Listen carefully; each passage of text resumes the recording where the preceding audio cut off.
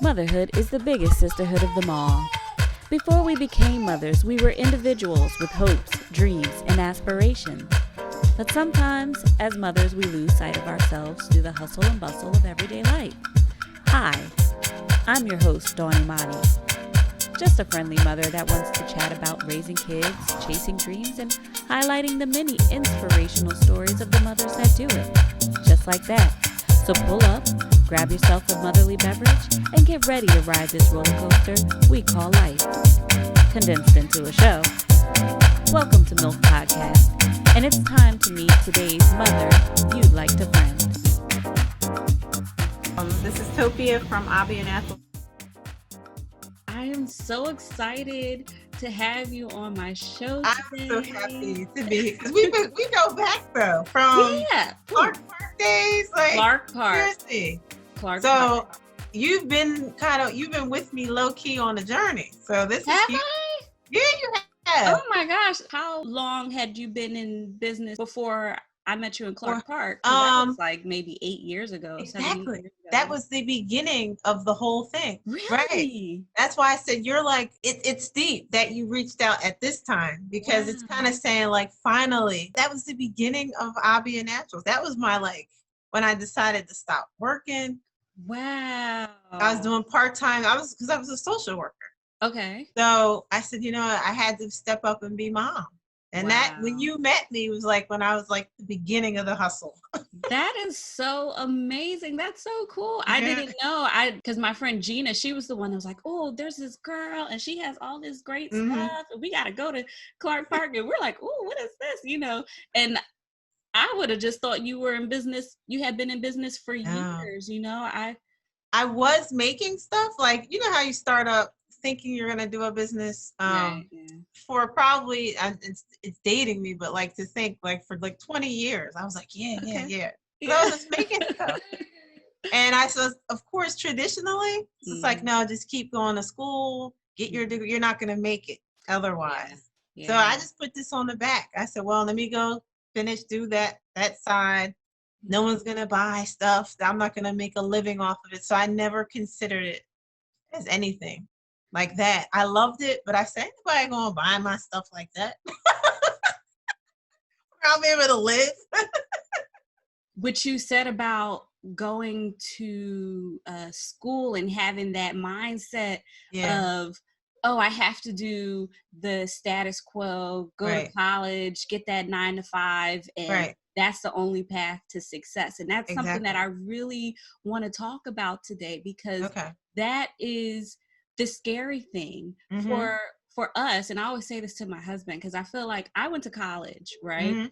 And only until I stepped out, well, at least got away from my fear and started to do things on my own. This show is kind of like me getting into my degree, really. But this is what I wanted to do. I always wanted to be in media. I always wanted to do programming of some sort. Right. But I was scared because it's creative, and creative things usually, it's just considered a hobby. Respected. Yes, they're not respected. They're considered a hobby. And the people that make money off of it generally, they've gone through a lot, and it's 1 out of a million that actually makes it. But I'm seeing so much, especially now, I see a lot of people just stepping out on faith, leaving that corporate job, doing the things that they love, and they're really succeeding. And you are a testament to that. And I love it. And that was one of the main reasons why I thought of you first, because I know you're a mother, and I know that being a mother is a difficult task, number one, but then to run a business, a successful business, because you've got some notoriety behind you. You're not all like, I just have to run a little bit. You've done some really important things for a small business owner in our community. So I really appreciate that you are here today, and I want to thank you, and I want to introduce Topia Tessema to my MYLF podcast audience. And we've already touched on a few things, but I would really love for you to say hello and tell us a little bit about yourself. Okay, so hello, my name is Topia Tessema, and I am the founder and I guess I could say chief product developer, because there's nobody else, of Abiyah Naturals, handmade skincare and body care products. So yeah, it's just me. I'm just a simple woman with a vision to inspire other people and to show other people that you can make it with what's in your hands, you know? You are in skincare. Correct. And Correct. I was thinking this when I was getting ready this morning. I was like, man, and I'm not going to ask your age. Okay? Oh, no, listen, I'm proud because my birthday's coming up. So yes, woo, woo. Are you a Sag or is that Capricorn? January 1st. Oh, yes. Okay. Yes. I will be 40 years old in January 1st. I was thinking your skin is amazing. So even if I didn't know that you were in that field, I would buy whatever you use. I'm that woman. I'll come up to you in the store and I'm like, girl, your skin. I'm the lady. I yell out at people out of my car. If I see somebody jogging, I'm like, yes, you can do it. And I love to congratulate people. And yes, we should. Exactly. And your skin is amazing. Oh, thank you. So is that something that you've always been into? Can you tell us a little bit how you got into the skincare? Definitely. So years ago, right? I always was I was like a highly allergic kid. So I was allergic to a lot of stuff. And then I happened to notice, because at one point in my journey, I was doing hair on the side, one of my side hustles. And I did not like how the products worked for our hair. So I was like, this is not working. So I didn't like how ashy, yes, I'm going real colloquial and basic, how the so-called moisturizing products didn't work for our skin. The soap dried my skin. I was like, this is not working. I had a terrible allergic reaction to a major soap brand. So I was like, all right, something's wrong here. So I started tinkering and trying to figure out how to make products. So I came up with some pretty cool stuff, shared it with friends, family, did little pop-up things every now and then. And that's when I started something. I didn't know it would manifest to what it is now, but for like probably the past 20 plus years, I was just kind of like experimenting and seeing what worked, seeing what didn't work. But I never thought it to be a career. It was just a hobby, because obviously society wasn't support. I come from, and I'll just to be frank, my dad's from Africa. So I can't, the whole detail was school, college. So it was just like frowned upon to do anything outside of that type of stuff. I came here, all right, you know, so I had no choice but to continue with that realm of studying and just put the skincare stuff on the back burner. So that's how I started making stuff for years and experimenting. That's a great story. And I feel like that's a story that we all kind of have. Even my parents aren't from Africa, but you know, they still pushed my brother and I to pursue our college degree. And that was the thing, like, and every day they would say, go to school, get a job, get married, then have kids. That was, you know, the stepping stone. And it worked for them. Well, let me see. They went to college, got married, then got a job. But you know what I mean? It worked for them, but it doesn't work for everybody. There's no one size fits all program that works for everybody. And I think when we try to fit ourselves into that little box or those steps, sometimes we're so caught up in trying to please our families or please whoever it is that we see as like the model. And we're not listening to God or listening to that voice inside that's telling us, no, this is your journey. This is where you need to be. And I sometimes feel as though things don't go right. Maybe the universe tells us like, nope, don't go over there. You know, things don't go right until you do the thing that you're supposed to do. That is the truth. And you know, it's funny that the irony is, as I speak of like, and I bring this family, and this should be, if it's possible, part of your support system to make it so that you can become who you're supposed to be. So it's funny how like God made the balance. I had a very world driven, so to speak, as opposed to purpose driven paternal side. But my mother was like, is the artist, the creative. That's the one thing that kept that fire in there. Because if I had turned off that side of myself, this would have never happened. So it's beautiful how God gave a balance. It kind of shows how life is like. So whatever your purpose doesn't get extinguished, he'll put somebody in your life or something in your life to keep that going. So my mom, if she never sit quietly, continued that creativity, it kind of silenced that voice that said, keep doing this stuff that doesn't speak to your soul. She, on the other side, helped me to remember. And that's why this all came about, because she said, Topia, you just gotta trust that God knew what he put inside of you. Just go with it, and then it'll work out. And then here we are. That is beautiful. Thank you, Mom. And I'm telling Mom, if she didn't tell me, she said, are you going to trust or not? And I just was like, oh, but what am I going to do? You know, the comforts of the world, which aren't even really real comforts. But that's a whole nother subject. Listen, your mom is, we need your mom on the show, okay? Yes, amazing. We gotta talk to her. Yeah. But she is so correct. You have to trust. You have to trust who you are. Mm-hmm. And that is what is so important, because sometimes we get lost. I know I did. When I became a mother, it was mother. I got to get my kids together. I have to get my life in order to make sure that my kids are taken care of.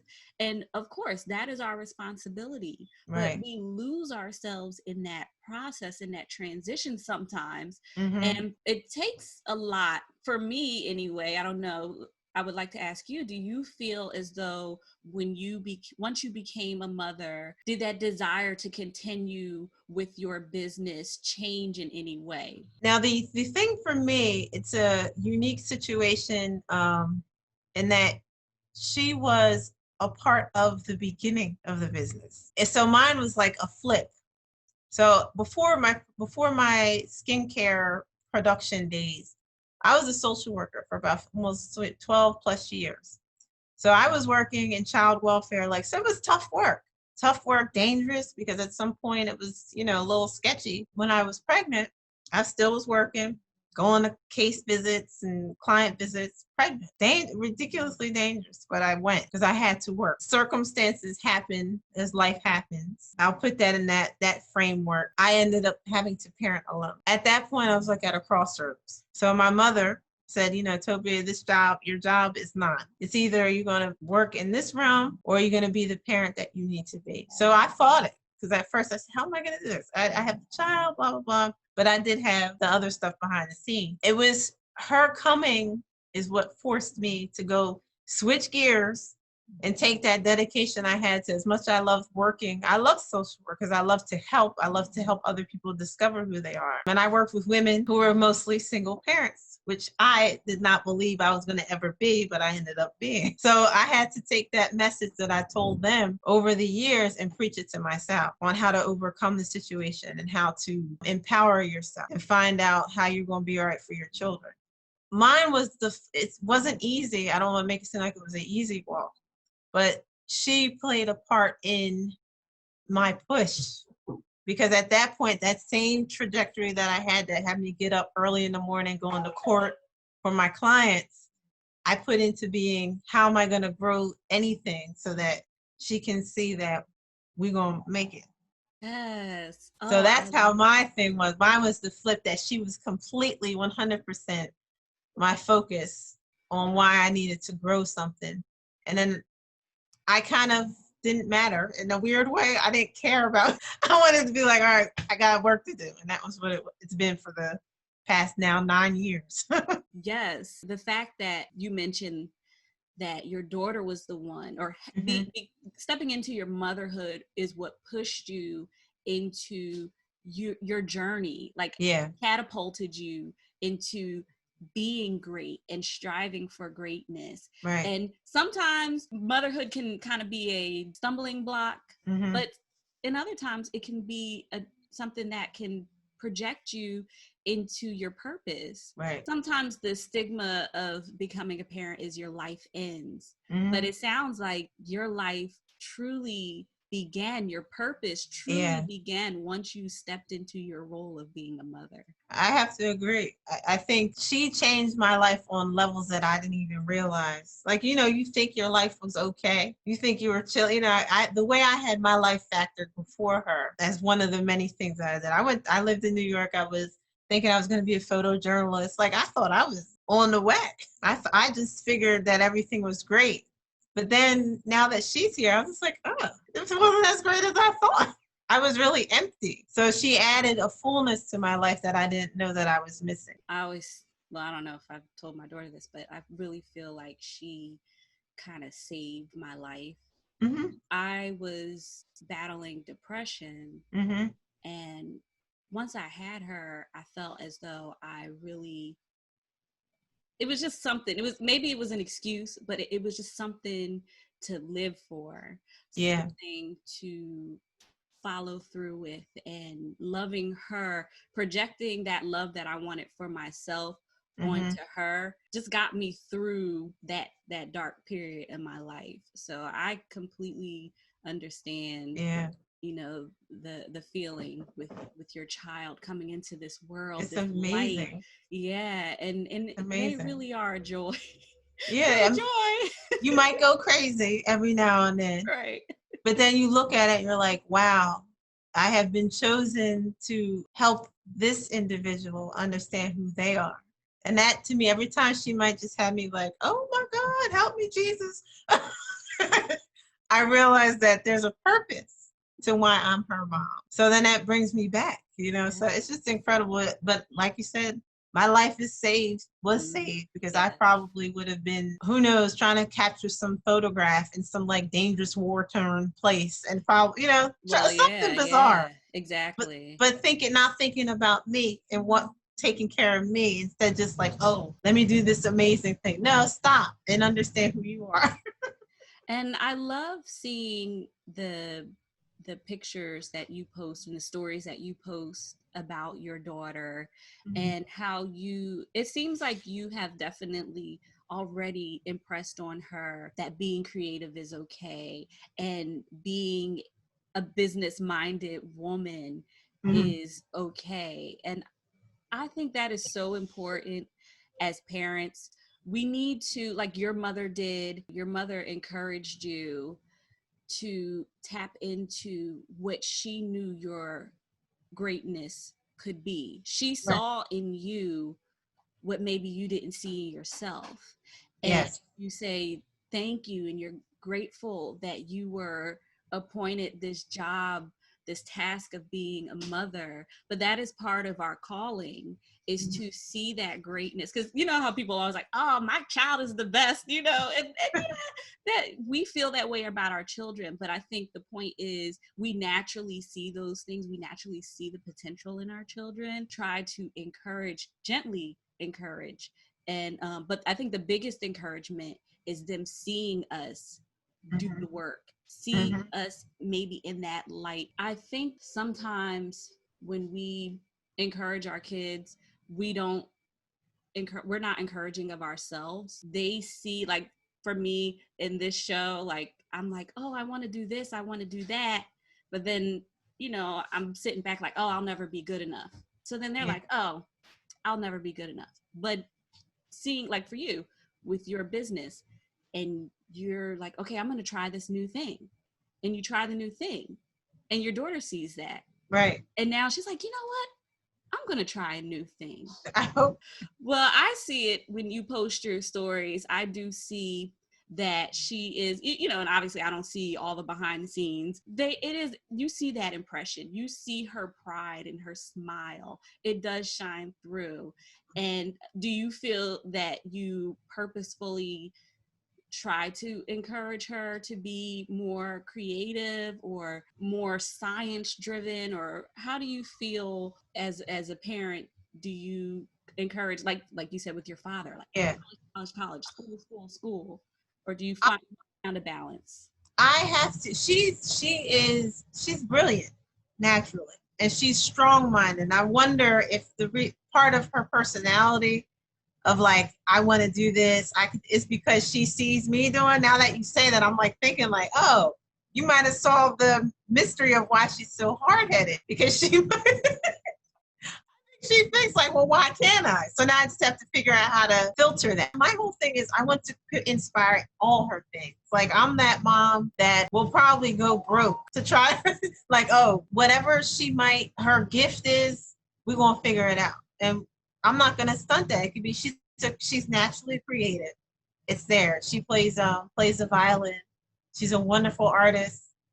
But I don't want to stifle her and just be like, oh, you need to do this. But then she also likes science too. I'm just, whatever she shows me that she wants to do, I'm going to try to support it. And I think the creativity is critical with any of our kids, because that helps to understand who we are in general. So again, thankful that I had a mother that understood the value for mental health, to keep that creative side on point. And also, I think it's critical for me to inspire her as a budding woman to break generational curses. I have to help, because, not to get all deep into it, but I come from a lineage. Girl, get deep. Okay.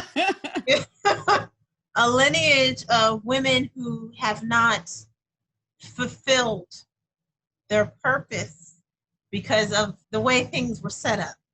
You know what I mean? So it's just like, shut up and stay in that position. We ain't gonna do that. No.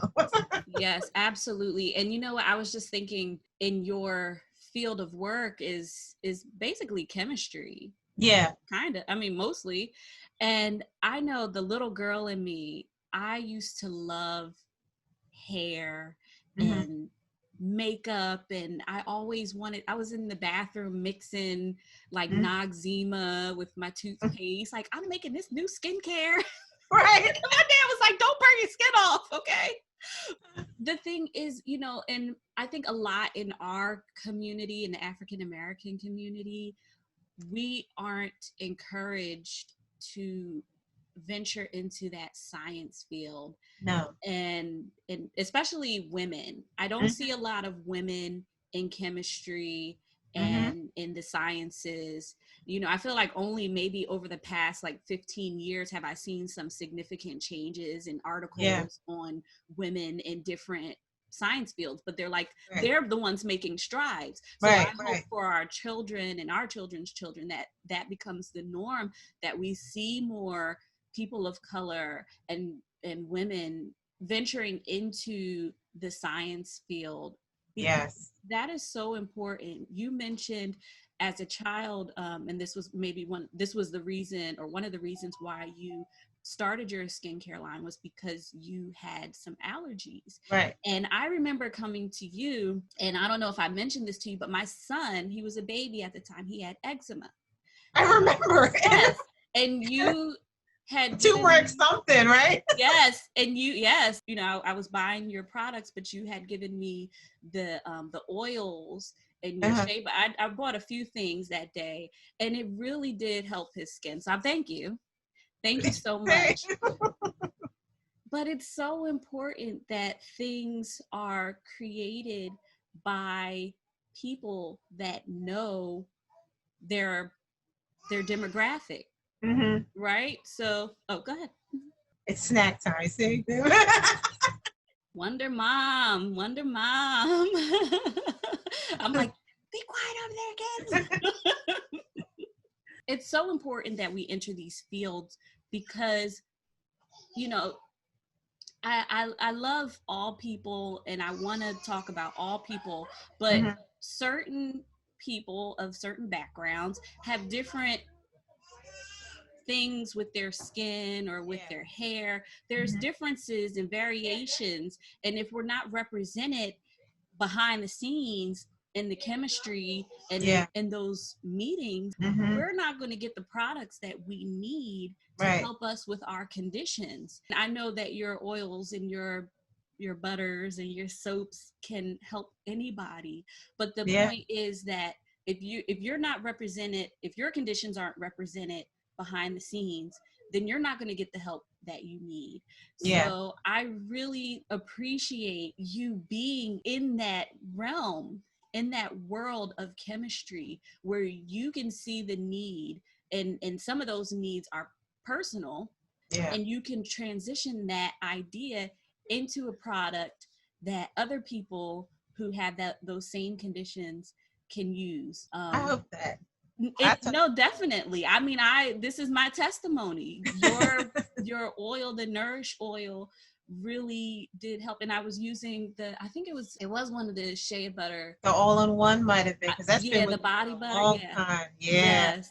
And it really did help soothe his condition. I really thank you for that. And see that one. And the thing I'm thankful to hear that, because the thing that's ironic is that and that could have been the only thing, but I don't have to look back because God knew my path. I loved science when I was in school. I loved it. I loved chemistry. I loved all that. If I had known years down the road that maybe I should become a chemistry major, part of me is just like, a little salty that I didn't do that, because I don't have the so-called credentials in that respect. But at the same time, I am credentialed because God gave me the information. So I studied like I was, but I didn't go to university to do it. I studied everything. So I know these things, not because I sat in the classroom. I know these because God showed me this is how you take this and understand it. So it was self-study. So there is no degree, nothing that says Dr. So-and-so attached to, but I do know the basics of the chemistry stuff. But we're not buying your product because this is Dr. Topia's. Oh, no. And I love that. Naturals, right. We're buying it because we know your product works,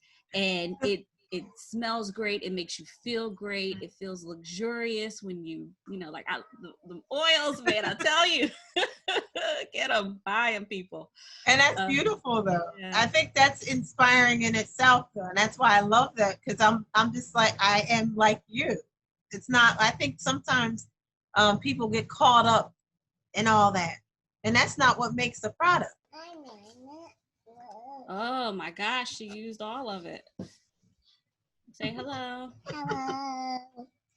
This is Dinosaur Luna. No, Dinosaur Unicorn.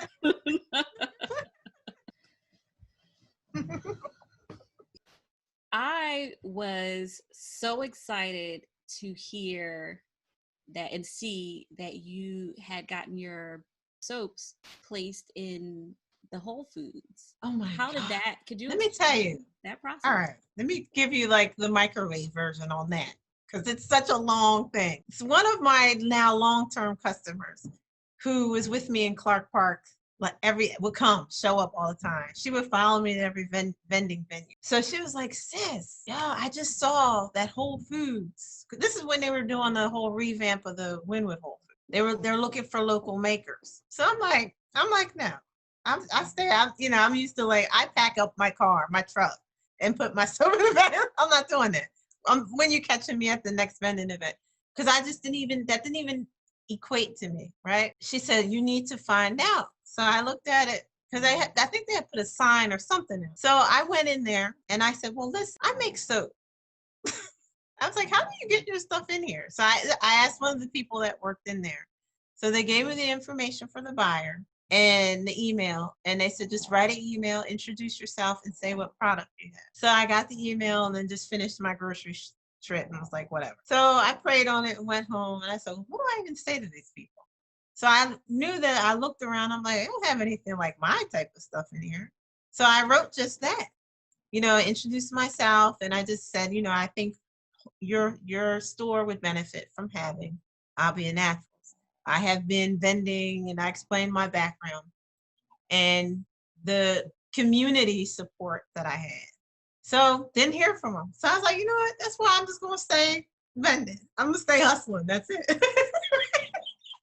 I didn't hear from anything. So time passed, a little bit of time passes, and another customer now on Facebook friends, she tags me on a post that they had put up. Whole Foods was an open call. So I'm like, no, they already dissed me once. I'm not going to do this again. So again, I stepped off of my bruised ego, and filled out the application online. Within a day, the same person I had emailed me back and apologized. She saw my message and she would love to interview in front of a panel. And they had interviews going on So I'm like, all right. So I go with my little bag, like for lack of a better example. This is a Whole Foods bag, ironically. But my soap was literally in a paper bag. I had like 8 bars of soap. So I'm going down there, no team, nothing, to this massive interview. I see people and I'm like, dang, it's just me. I don't have anybody. There's no team. It's just me. So I go up my 8 bars, sit in front of a panel and explain my product. They look at it, have their little discussion about it while I'm sitting there. So instantly, they said, well, I think you would be a great addition. So on the spot, that was when they said, this will email you about how to move forward. So that was now over 4 years ago when that whole thing started. Once they got me into Wynwood, I was amped. I was like, oh, this is great. I'm in Ardmore. I'm right down the street from my local, whatever. So they had gassed me. They told me, you're going to have your own display, blah, blah, blah. And I was looking to thinking I was going to have a display. It never happened. So I'm like, okay, that's cool. As long as I'm on the rack, it's all good. So the woman who when we first came in, she was great, like totally supportive. She believed in my brand, believed in the whole vision, being a woman of color. She was a Caucasian woman. She was in my corner. She said, oh, this is great. We're going to hook this up. She ended up being switched to a different location. As soon as she left, it really kind of like Abiyah Naturals got pushed to the back. So there was not a press to really push my brand. But I was like, whatever. That's what I do. I push brands. I push people. So I pushed myself, continued to produce self-promotion. I would go in there as you see me posting, letting people know, go to Whole Foods and Wynwood. Go to Whole Foods and Wynwood. After 4 years, I'm fast forwarding to now, that she comes back to this, she's back in this region, emails me and says, oh my gosh, I don't know if you remember me. I was there at the grand opening. I'm so sorry. You should have been represented more. So she said, I would love to set you up so people see you. She told me what they needed my face, needed my story, and they wanted to add more product to the Wynwood location. Now, granted, I am already in 3 other Whole Foods stores, but nobody knows me. So now you go into the Wynwood store and I walk in and I didn't even know it. Like one of my loyal customers was like, oh my gosh, I know her. That's my girl. That just took me to a whole nother place to show an understanding of being patient. Because if I had given up and just said, you know what, the heck with this. But I kept going, even though not being seen, which often happens to us women of color. We don't get seen, but that's all right. You don't see me, I'm gonna make myself seen. Fine. Yes, absolutely. Yes. So now you see me. Yeah, now you. The thing is, nothing against, I love women of all shades. I don't want to say anything, but many a times I would go shopping at that store and would see the faces of other makers, and they put their faces out, and they didn't look like me. So that hurt my feelings a little bit. I said, wow, okay. So they had displays, but there was no representation. So now somebody can walk in there and say, what? A Black woman? Yes, because we're so underrepresented, right, in those realms. Everything you said was just like, man, I'm blown away, because for one, patience. Mm-hmm. Exercising patience and not falling back when you're not being replied to, or if someone tells you no, I mean, in your case, I guess they didn't really tell you no, but the no reply felt like a no. And I think all too often we are, as people, we stop, we get scared when someone tells us no, and we have to be perseverant. We have to continue the fight, especially if this is something that we believe in and that is something that we love and are passionate about. Everybody may not feel the same way about your product or about what your service is at that moment. They may not see the value in it, but you have to be your biggest cheerleader. And that was the second thing that you said about coming into that meeting alone. You went into that meeting by yourself, and you may have been scared, and you may have had your paper bag and 8 bars of soap, but it wasn't that. It was that spirit that you had riding within you. You had your knowledge, you had your years of experience, you had confidence in yourself and in your product. A lot of us, we get scared. We think we're alone in something. It always seems like other people have more support than you.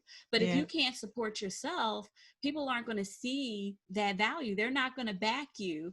And one piece of advice that I got when I started this show was, and I got it from a few people, sometimes it's not the people that are closest to you that are going to be your biggest help. Sometimes it's going to be somebody that you don't even know.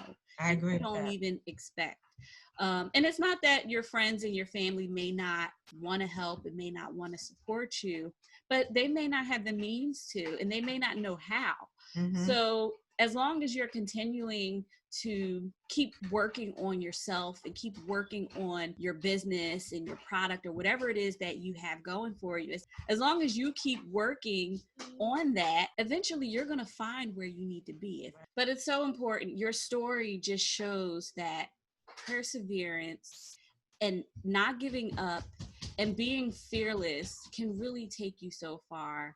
And you have to be your own cheerleader sometimes, but that doesn't mean that there's not a rally of people behind you. You know, when you said you walked in there and you knew you had a client base. You know, they may have seen you a single person walking in with your one bag, but what you had was that confidence of that community of supporters behind you. And that's what's important. And I think that sometimes we get down on ourselves because sometimes it feels like we're alone. And a lot of the walk into success is alone. At the end of the day, you have to remember that you are not alone. Even if you're going through the steps alone, you do have support. I'm sure your mother was there. People like me, your customers, are always rooting for you. We're always happy for you. And I do love what you said about how part of the importance of your product is that you're not some like highfalutin doctor out in like, you know, a white lab coat in a lab somewhere. You're just a down to earth woman that saw a need and put out a product that you knew would help yourself and wanted to share with the rest of the world. And I love that. But I really appreciate you sharing your story. There's so many things else that I would love to touch on, but I know that you have your daughter in school and and my kids are like, okay, we gave you enough time, Mom. Before we close out today, could you leave the audience with a takeaway? Sometimes you can feel like, oh my gosh, this is a lot. All, you know, mom balancing, like you're balancing beautifully. As women, you could do a multiplicity of things that you don't have to stop. If anything, what you're doing is going to be an example for what's coming. And especially for my women who are single parents. I went into many meetings alone, thinking I was alone, into parenthood, thinking I was alone, but I wasn't. I never was alone. Abiyah means God is my father in Hebrew. I understood that I have a divine parent, and she understands that she is a divine parent who's watching and is always with us. You're never alone. Just keep pushing. Trust what God has given you, because there's something in you that the world needs. And that's pretty much my takeaway. And just don't be afraid to shine. You know, if you got it, just go ahead and shine. It's okay. Your shine will help other people see where they need to go. Abiyah Naturals, and I'll close it like this. You'll see the space here supports other artisans. Now that I understand the importance of having a space to show your work after being a vendor for years, I'm so grateful to God that I have a space where other women and men can come in with what they make and sell their wares here. So this has become that marketplace, because you need to understand that there's nothing wrong with the gifts that you have, and people want what you have and need to see so they can be inspired as well. That's pretty much it. Inspire others, shine, and you're never alone. What you're doing is so important, and you didn't acknowledge it, but I am. You're giving back. Someone helped you. You know, you had somebody that reached out to you, and Whole Foods gave you maybe some more exposure. And what you're doing with your location and selling different artists' merchandise, you're giving back to the community. So what do they say? Each one, teach one, each one, reach one. Right. When you climb up that ladder of success, there's room for all of us at the top. God. Turn around and go back. Bring somebody in. Thank you. It's that simple. Thank you. That's it. There's no competition. There's no reason why. And I think that's the worst thing. People think they got to fight. No, we all can win. And I just said this to another young lady who was telling me that she had a cousin that wanted to make different types of products, and she was struggling with coming up with things. She said, oh, because there's so many people that already do it, blah blah blah. So I said, make sure you go home and tell her to go to the grocery store, walk down the bread aisle, and you're going to see Stroman, you're going to see Flight with all those different brands, and they're not fighting because they know each one of them has something to offer. And look at the market, walk through the market and see there's multiple brands. So we don't have to compete. What you got, what God put in your product is yours. Everybody can make soap, but ain't nobody making Abiyah Naturals soap. Exactly. And what's for you is for you. Amen. Abiyah Naturals is located at is in East Falls, 3510 Scotts Lane, Suite 2911. Zip code, I'm going that specific 19129 in Philadelphia. You can Google Abiyah Naturals and it will take you right to the door of how to get here. I'm right in the front, so I'm here. If you choose to visit, I am open. Praise God, I still can function because I am classified as a soap manufacturer, so you can come in. If you feel more comfortable, you can order online for pickup, but the space is clean, sanitized, and I make sure that only 5 people at a time can come in. So you'll be able to kind of have a personal shopping experience here and see all the amazing works from other artists besides just even myself. Just come and catch the vibe of it. So you can get that here, and also you can go to abiyahnaturals.com to shop, and and Whole Foods you can go to in Wynwood, Newtown Square, and follow me on Instagram, Facebook. I'm always trying to say something. And everybody should listen to what you have to say because it is a beautiful, beautiful story. And again, thank you so much for sharing your story with us and sharing your products and sharing your knowledge. Thank you for being a MYLF, mother that everybody should friend. Be my friend. Social media, okay. And Dawn, thank you for this amazing platform. This is inspiring because I know a lot of people are going to be lifted from having this. You're what we need, and I pray continued blessings over what you're doing because we need broadcasts like this because there's so much mess out here that don't fill people. So I thank you. You've made it to the end of MYLF Podcast. Thank you so much for watching. Please like, share, and subscribe to our channel. And don't forget to follow us on all social media. Special thanks to our amazing friend and guest, Topia Tessema of Abiyah Naturals, for sharing her inspiring story of perseverance. Stay tuned for next week's episode with actress, writer, director, and mental health professional, Ronnie Graham.